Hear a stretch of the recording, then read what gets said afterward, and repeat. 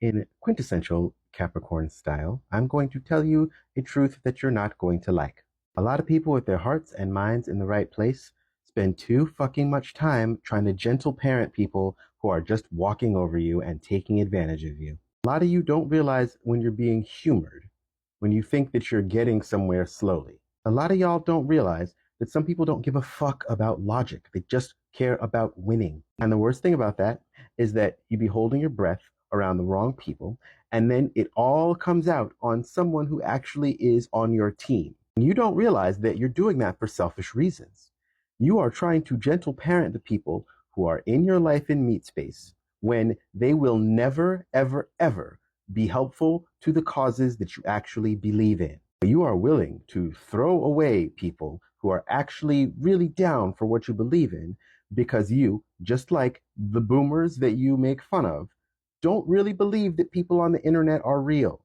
The internet is so new, and more importantly, the social media which has actively connected us on a day-to-day, real-time, like one-to-one basis, it's all so new that we haven't, as humans, assimilated the fact that these are real people. If you're going to be so quick to cancel and disavow and completely toss people who are really truly aligned with you for errors that like they make because they're humans, you are literally doing the same thing that people who you say are trolling and are keyboard warriors are doing. You're going to have to forgive somebody who is of the overculture, but that they are actually willing to learn from and do better on, if you want to get anywhere. And conversely, you're going to have to actually really, really deeply internalize that no matter how much you try and gentle parent Uncle Fox watching Jimbo, it's never going to happen.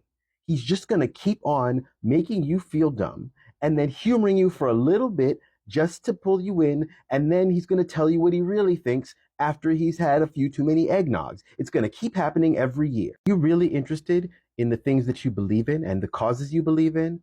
Or are you more interested in the emotional balm that it would be for you to feel like you had won over somebody you've been working over for a long time? Because that's about you.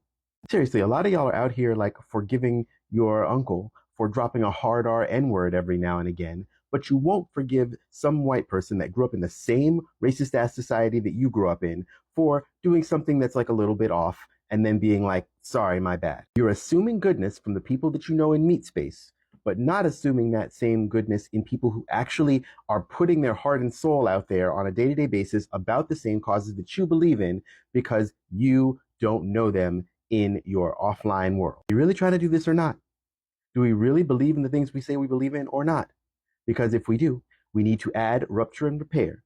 We need to add a genuine way of looking at people as the humans that they are to all of our online interaction. I'm a real person. I make mistakes. I do things well. I do a lot of things well. Hello. Seriously, if you would like give me less grace for saying something a little bit off than you would to a CEO or to your favorite celebrity or to some fucked up family member, like you're not an ally of mine and you never will be. I'll never ever stop saying this because the internet is so new that again, we as a human species have not really grokked this. But we have with social media, with platforms like TikTok especially, it's all of them. They have connected us to each other in ways that have never happened in human history. This is a gift because we have been taught to, and because honestly, we're just used to valuing the people that we see in front of us more than those we are connected with in very real ways through new digital means. We aren't doing a very good job of both holding each other to account and extending each other grace when it is deserved. More worried about being parasocial than we are about having relationships in meat space that aren't even really genuine because they're based on something that is outside of us. Darlings, we have so little time and we have tools that no one before us has ever had.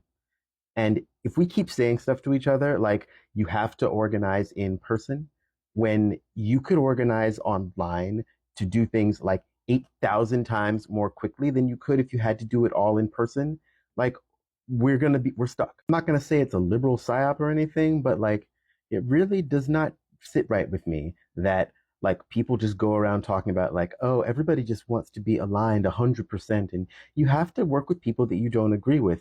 Yes, that's true. But what are we disagreeing on?